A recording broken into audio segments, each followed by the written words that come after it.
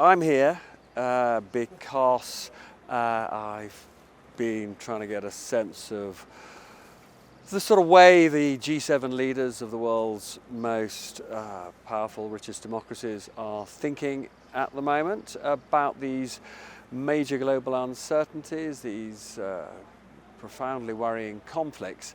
And, you know, just the last few days, you know, whether it's global events such as Israel's bombing of Iran, or domestic events such as that extraordinary volte-face by the Prime Minister on whether to hold a statutory public inquiry into the scandal, the horror of the grooming gangs and their sexual abuse of children.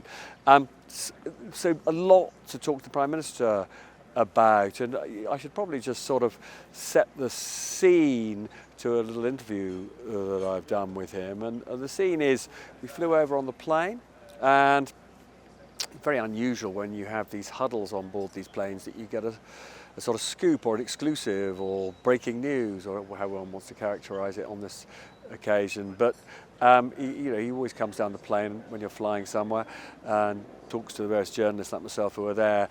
And there was for once a genuinely jaw-dropping moment when, after months of saying they didn't need a statutory national inquiry, he told all of us there would be a statutory national inquiry, and the reason for that is because they asked Louise Casey to review the various investigations there would be. He said actually on the plane something really rather odd,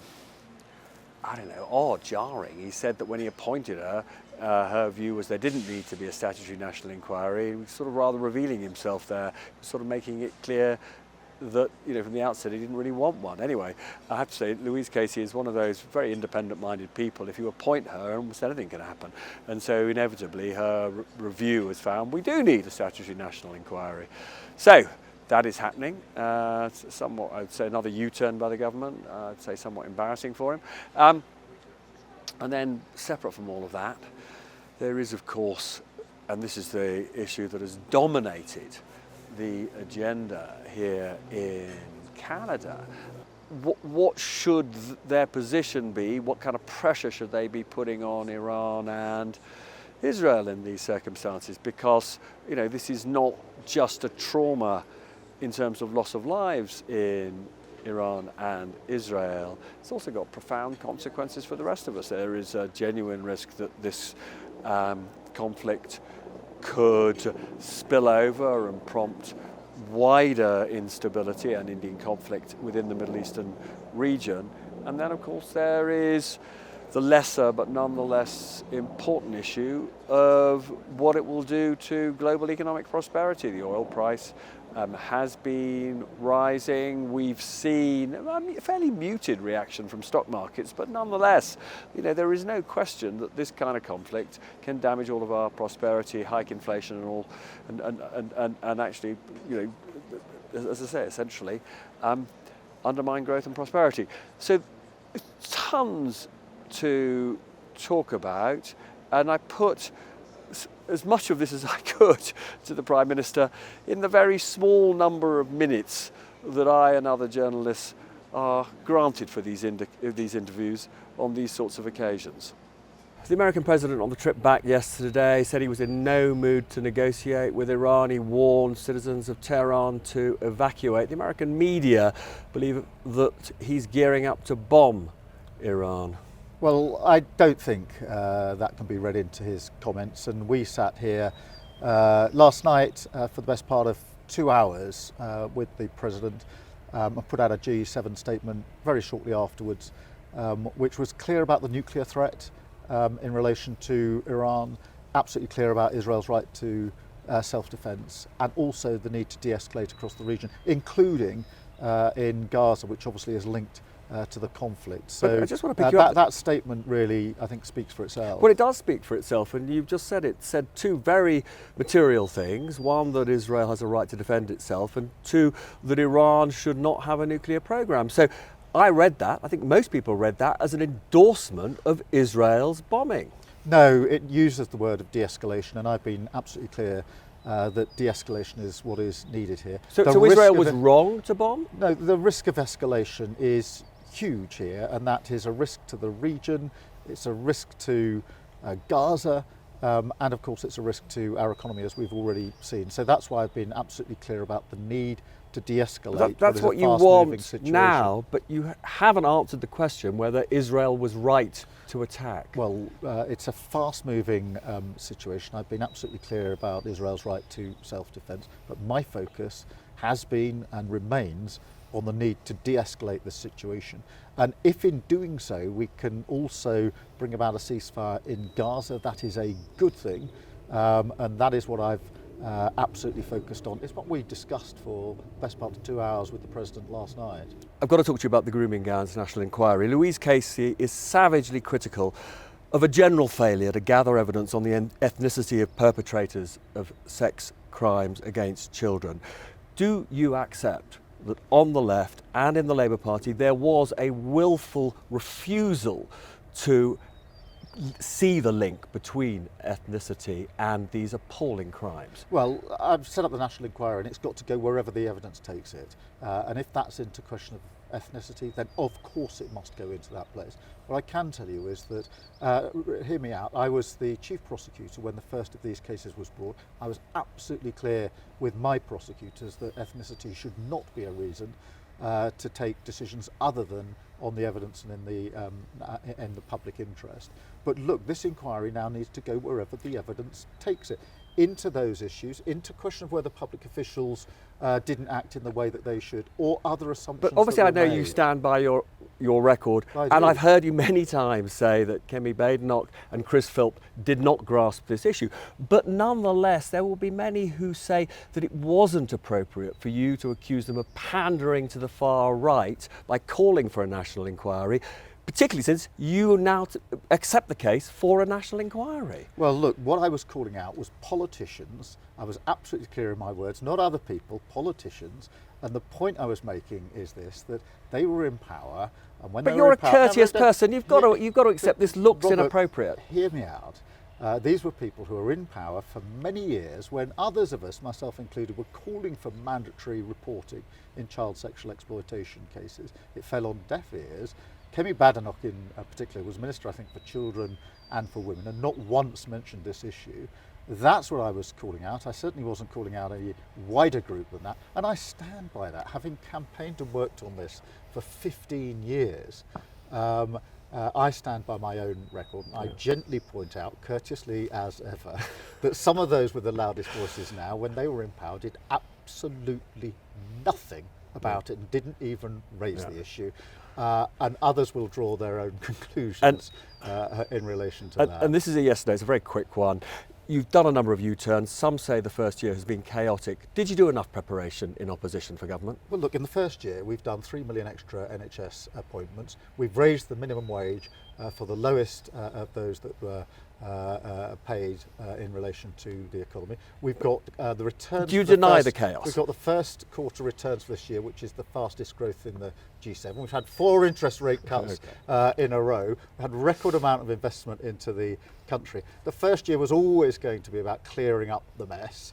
I think as we now move forward with the spending review, we go into the phase of showing what a difference a Labour government makes in the investments now that we can make in the infrastructure that we need, the hospitals and the public services that we need, and therefore the hard graft, if you like, of clearing up the mess is now to be rewarded in the steps that we're taking to change our country for the better. Prime Minister, many thanks. Thank you. Yeah. So look, I'll very briefly mention, the one example of willful denial on the Prime Minister's part, that he simply won't engage or didn't engage with me on this question of how badly prepared they were for government. His description of how well things have been going for them, I think, may jar with some of our listeners. If you think about the furore over the abolition of universal entitlement to the winter fuel allowance, if you think about the continuing furore about the way they want to reduce the bill, reduce payments to disabled people through the benefits system, and indeed the pretty humiliating U-turn they've done on the grooming gangs inquiry. But let's just put that to one side, because I think that the most striking thing that he said to me was around Israel and Iran. And the G7 put out a communique last night on their position on this conflict. And it was pretty clear to me when I read it that this was an endorsement of Israel's attack on Iran, because it contained two important sentences. One, that Israel had the right to defend itself, and second, that Iran had absolutely no right, in fact more than that, they should not be allowed to develop nuclear weapons. And in that sense, you've got to, it seemed to be absolute common sense. This is the G7 taking a united front on the side of Israel. So I put this to Keir Starmer, and he denied it. He basically didn't want to engage at all in the idea that Israel was right to do what it had done. All he would say is he was intent on trying to get the two governments to put down their arms. He wanted what he called de-escalation of this conflict between Israel and Iran. And he repeated this point time and again. He wouldn't even engage in what he knew of Iran's development of nuclear weapons. Now, in some ways, many people say it's great that we've got a British Prime Minister that wants a ceasefire, that is trying to play the peacemaker. But it does jar with what Donald Trump has been saying. I mean, at the moment that I was interviewing him, we'd already seen or heard from Donald Trump. He left the G7 actually in a way that I think is very embarrassing for this institution, but he left the G7 a day early on the flight to Washington. He talked about how he was in no mood to negotiate with Iran. He warned citizens of Tehran that they ought to leave that great city, because otherwise their lives would be at risk. And most people who heard him, and certainly much of the American media, took this as him saying that America might well come in, use their military might side by side with Israel in this conflict, do the opposite of de-escalate, which is to escalate. And then we heard, literally at the moment that I was interviewing Keir Starmer in exactly the same place, which is this rather lavish golf club, a few minutes from where I'm standing now. Chancellor Merz of Germany, German leader, is on the balcony above where we're doing our interviews, and he is telling German media, ZDF, the television station in particular, that he regards Israel as essentially doing the West's dirty work, and it's very courageous of Israel. He's endorsing Israel's bombing.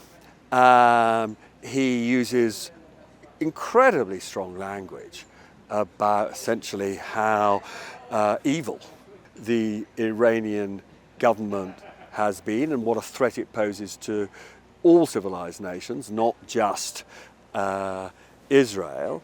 And he says it's absolutely clear that Iran's nuclear capacity, or a capacity to make nuclear weapons, has to be destroyed. And he also implies that that can't be done by Israel alone, that they may not have the sufficient hardware. And he's therefore implying that other rich nations, and in particular the US, may have to come in side by side with Israel to destroy these facilities where these nuclear weapons are made.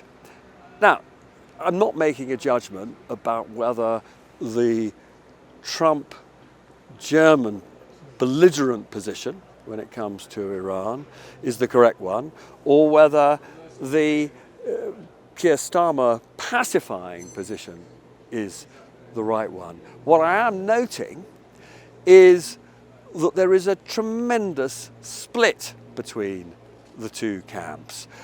Keir Starmer tries to paper over those cracks, but those cracks are a mile wide.